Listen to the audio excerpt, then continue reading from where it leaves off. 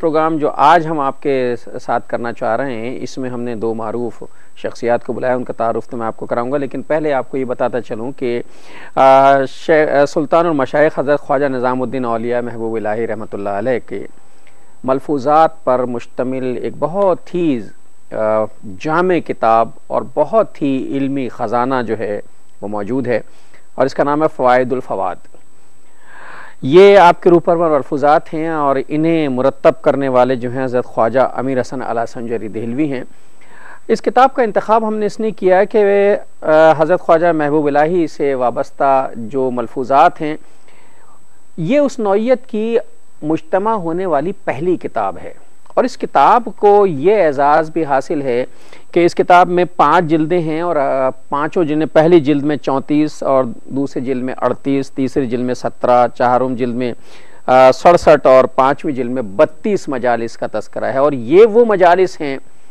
کہ جن میں علم کے خزانے جو ہیں وہ جاری ہوئے ہیں اور انہیں محفوظ کیا گیا ہے۔ اس کے بڑے قلمی نسخے دستیاب ہیں، 4 بڑے قلمی نسخے جو ہیں اس کے حیدرآباد دکن کے کتب خانے آصفیہ حیدرآباد دکن انڈیا میں موجود ہے۔ یہ قلمی نسخہ ہے اور غالباً یہ قدیم ترین نسخوں میں شمار ہوتا ہے۔ دوسرا ایک نسخہ اس کا جو ہے وہ کتب خانہ سالار جنگ میوزیم حیدرآباد، یہ بھی دکن میں ہے اور انڈیا میں، وہاں موجود ہے۔ اور تیسرا نسخہ جو ہے اس کا وہ نیشنل میوزیم نئی دہلی میں موجود ہے، اور یہ نئی دہلی وہی ہے جہاں محبوب الہی نے مستقل قیام کیا تھا، اور یہیں قیام کیوں کیا تھا جبکہ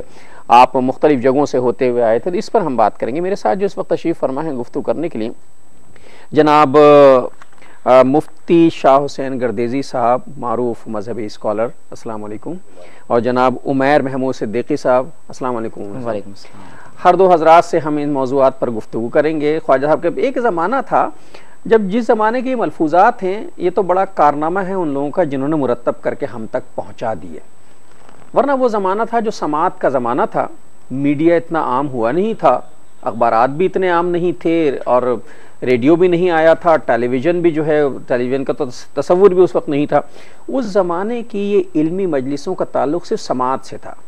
بھلا ہو ان لوگوں کا جنہوں نے اسے تحریری شکل میں منتقل کیا اور زمان و مکان کی قید سے آزاد کر دیا۔ اور ابھی چونکہ بصارت کا زمانہ ہے، سماع و بصر کا زمانہ ہے، ٹیلی ویژن کا زمانہ ہے، تو ہم چاہتے ہیں کہ ہمارے ناظرین بھی اس سے استفادہ کریں، چونکہ اب یہ مجلسیں منعقد نہیں ہوتی،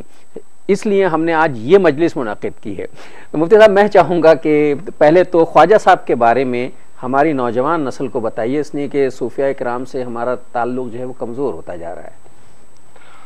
بسم اللہ الرحمن الرحیم۔ حضرت نظام الدین اولیاء رحمۃ اللہ تعالی علیہ، جن کو محبوب الہی کہا جاتا ہے، یہ مسلم ہندوستان کی ایک بہت بڑی صوفی شخصیت ہے جی، اور اتنی بڑی شخصیت ہے کہ ان کا فیض ہندوستان گیر ہوا، بلکہ ہندوستان کی سرحدوں سے نکل کے دوسرے علاقے جو ہیں ان تک بھی پہنچا،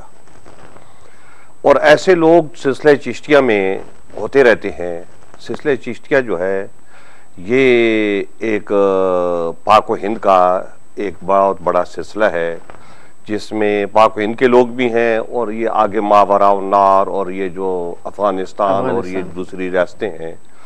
یہ سب اس میں شامل ہیں۔ بلکہ افغانستان کا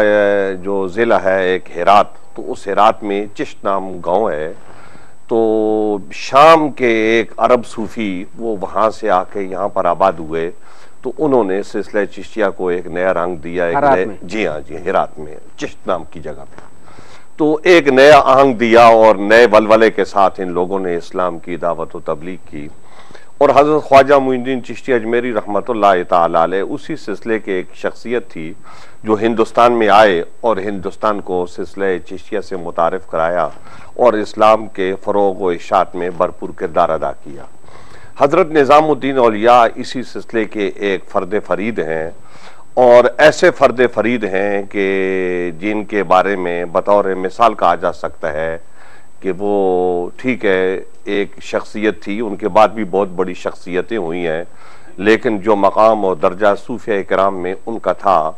دوسرے لوگ وہاں تک پہنچے نہیں، یا انہیں ان کی عظمت جو ہے وہ قبول ہے اور آج تک قبول ہے۔ حضرت نظام الدین اولیاء کے والد ماجد افغانستان کے رہنے والے تھے، غزنی کے رہنے والے تھے، وہ بھی اصولی طور پہ داتا صاحب کے ہم وطن تھے، اور وہ ہندوستان آئے اور بدایوں میں آ کے مقیم ہوئے، اور حضرت نظام الدین محمد یعنی جن کو ہم نظام الدین اولیاء کہتے ہیں، یہ بدایوں میں پیدا ہوئے۔ اچھا جی ہاں، اور یہ ابھی 5 سال کے تھے کہ ان کے والد صاحب کا انتقال ہو گیا، اور اس کے بعد ان کی والدہ ماجدہ نے ان کی تربیت کی، اور سبحان اللہ ان کی والدہ ماجدہ بہت عظیم خاتون تھی۔ جس طریقے سے شیخ عبد القادر جیلانی رضی اللہ تعالیٰ عنہ کی والدہ ماجدہ بہت عظیم خاتون تھی، اسی طریقے سے ان کی والدہ ماجدہ بھی بہت عظیم خاتون تھی، اور بہت تقوی اور بہت پرہیزگاری کے ساتھ انہوں نے اپنے بچوں کی پرورش کی، اور نظام الدین اولیاء کی بھی اسی طریقے سے پرورش ہوئی۔ انہوں نے بدایوں میں علم حاصل کیا، اور پھر اس وقت کا جو مرکز تھا دہلی، وہ جس طریقے سے زہری مرکز تھا، بادشاہوں کا مرکز تھا، اس طریقے سے وہ علم کا بھی مرکز تھا، تو حصول علم، مزید حصول علم کی جدوجہد کے لیے وہ دہلی آئے، اور دہلی میں آ کے انہوں نے بہت سے علماء سے اکتساب فیض کیا۔ اس میں ایک شمس الدین خوارزمی بڑے مطلب جید قسم کے عالم تھے، ان سے کیا، اور اس کے علاوہ بھی اور بھی بہت سے علماء سے کیا۔ ایک اور عالم تھے وہاں کمال الدین مارگلی، اچھا، تو ان کے بارے میں پہلے بھی کئی دفعہ مضامین چھپ چکے ہیں، مختلف رسائل میں، مختلف کتابوں میں بھی ان کا ذکر ہے۔ وہ حضرت نظام الدین اولیاء رحمۃ اللہ تعالی علیہ کے استاد تھے دہلی میں، اور وہ اصل میں یہ جو ہمارا موجودہ اسلام آباد ہے، اس کے دامن میں اس کے جو پہاڑ مارگلہ ہے، تو مارگلہ کے دامن کے وہ رہنے والے تھے، اسی لیے وہ اپنے آپ کو مارگلی کہلواتے تھے۔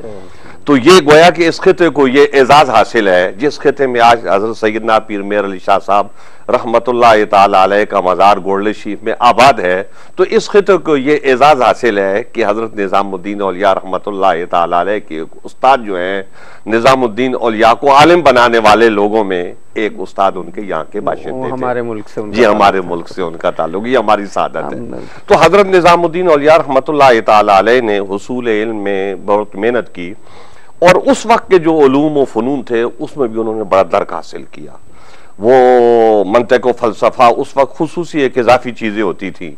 تو یہ جہاں انہوں نے علوم دینیہ پڑھے، علوم دینیہ فقہ است و تفسیر است و حدیث، جی ہاں، تو اس کے علاوہ بھی جو علوم اس وقت مروجہ تھے، تو حضرت نظام الدین اولیاء رحمت اللہ تعالی علیہ نے ان علوم کو بھی حاصل کیا۔ اور پھر بات یہ ہے کہ اللہ تعالیٰ کسی کے سبب کسی کو کہاں سے کہاں تک پہنچا دیتے ہیں۔ تو دہلی میں حضرت بابا فرید الدین گنج شکر کے ایک بھائی تھے، ان کا نام تھا نجیب الدین متوکل۔ وہ بڑے درویش منش انسان تھے، اور وہ خلیفہ بھی تھے حضرت بابا صاحب کے، اور تھے بھی عمر میں بھی ان سے چھوٹے تھے۔ تو وہ حضرت نظام الدین اولیاء رحمت اللہ تعالی علیہ ان سے قربت ہوئی، تو ان سے ان کو حضرت بابا صاحب کا، بابا فرید الدین گنج شکر کا تعارف ہوا، اور اس سے پہلے ان کو حضرت باب الدین زکریا ملتانی کی شخصیت سے تعارف تھا، اور وہ بہت محبت کرتے تھے ان سے۔ تو جب وہ دہلی آئے تو ان کا حضرت بابا صاحب سے تعارف ہوا، اس حساب سے معلومات ہوئیں، تو ان کو شوق ہوا کہ میں جاؤں ان 2 بزرگوں میں سے کسی ایک کے پاس۔ چنانچہ وہ دہلی سے چلے، تو راستے میں ایک مقام پہ 3 دن تک ٹھہرے رہے۔ وہ راستہ وہ تھا کہ جہاں سے ملتان اور پاک پتن کا راستہ الگ ہوتا تھا، تو اس راستے پہ آ کے، وہ اس مقام پہ آ کے وہ کئی دن وہاں انہوں نے قیام کیا کہ میں ادھر جاؤں یا ادھر جاؤں۔ تو پھر ان کو جو ہے نا وہاں اشارہ ہوا، اس اشارے کے تحت جو ہے وہ پاک پتن پہنچ گئے۔ اس زمانے میں پاک پتن کا نام پاک پتن نہیں تھا، اجودھن اس کو کہتے تھے، یہ جو بستی تھی اس کا یہ نام تھا۔ تو حضرت نظام الدین اولیاء رحمت اللہ تعالی علیہ اس طریقے سے پاک پتن پہنچے، اور جب وہاں پہنچے تو وہاں کا نظام ہی دوسرا تھا۔ زور کی نماز ادھر پڑھی، زور کی نماز کے بعد حضرت بابا فرید الدین گنج شکر سے ان کی ملاقات ہوئی، تو حضرت بابا فرید الدین گنج شکر نے اس وقت ایک شعر پڑھا، تو جس شعر کا مطلب یہ ہے کہ میں آپ کی انتظار میں تھا، آپ کا اشتیاق تھا مجھے، اور بڑے عرصے بعد جو ہے نا وہ میرا شوق جو ہے نا پورا ہوا۔ ناظرین محترم، یہ خواجہ نظام الدین اولیاء محبوب الہی کے بارے میں جو بنیادی باتیں تھیں وہ ہم نے آپ کو بتائیں۔ اس سے آپ کو اندازہ ہوا ہوگا کہ شخصیت کے بھاری بھرکم اور علمیت کا، آپ فقیہ بھی تھے، محدث بھی، مفسر بھی، محقق بھی، عالم بھی، اور شاعر بھی تھے۔ تو اب یہ جس کتاب پر ہم گفتگو کرنا چاہتے ہیں، فوائد الفواد، اس پر انشاءاللہ بات کریں، لیکن ایک وقفہ لینا چاہتا ہوں چھوٹا سا۔